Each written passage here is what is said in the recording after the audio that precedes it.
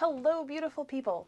Today I'm going to answer the number one most frequently asked question that I got at Float Life Fest this year. How do you lace your sneakers like that? I love my Vans Sk8-His, but I hate tying them. With this method, you can untie them very easily with just a tug and slide them right off. Similarly, when you're putting them on, one pull, and they're nice and tight. A perfect marriage of form and function. Luckily for all of you, I had the foresight to film a little tutorial when these shoes were nice and shiny new, a beautiful birthday present from me to me. And now I bestow that gift unto you. Enjoy. The first thing you want to do is you want to thread your laces through this loop on the tongue.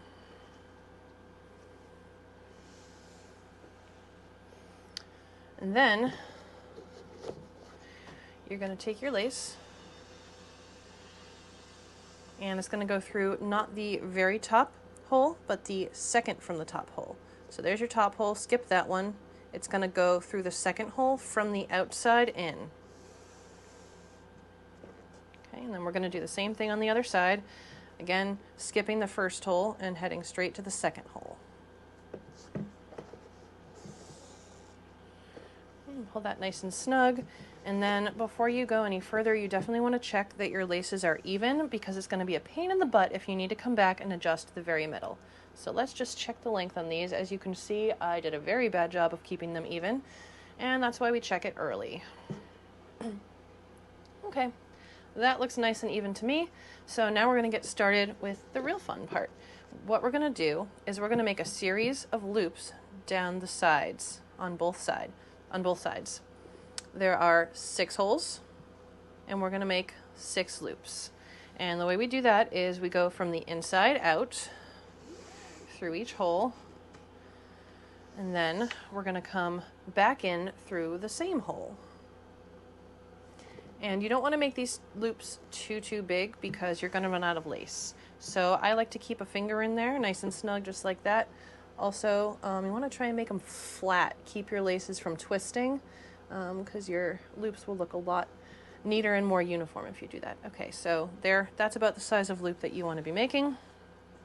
We're going to do that 5 more times down this side.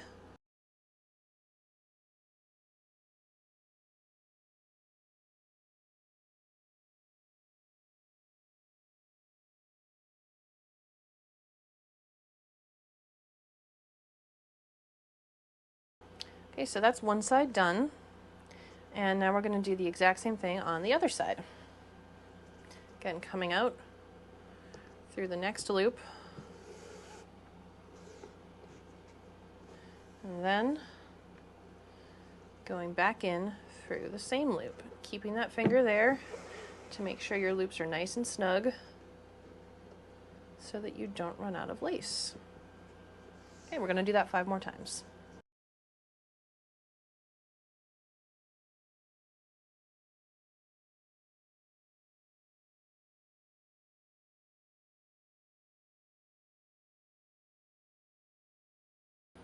Okay, so that's the last one on that side. My laces are still pretty close to even, a little bit out of whack, but I think it'll be okay.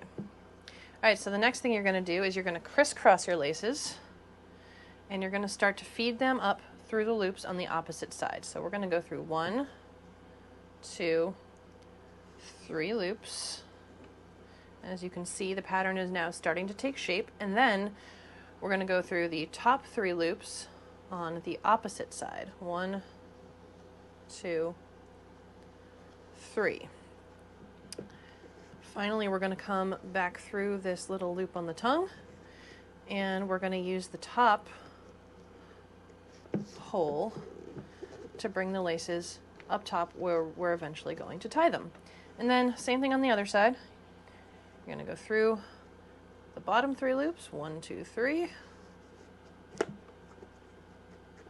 And then you're going to go through the top 3 on the opposite side, 1, 2, 3. And you're going to come through the tongue in the middle. And finally out the very top hole here. So that's nice and neat. Obviously these got a little out of balance, so I'll have to finagle that a bit later. But as you can see, we've got the nice easy tightening and the nice easy loosening. Happy birthday, everyone!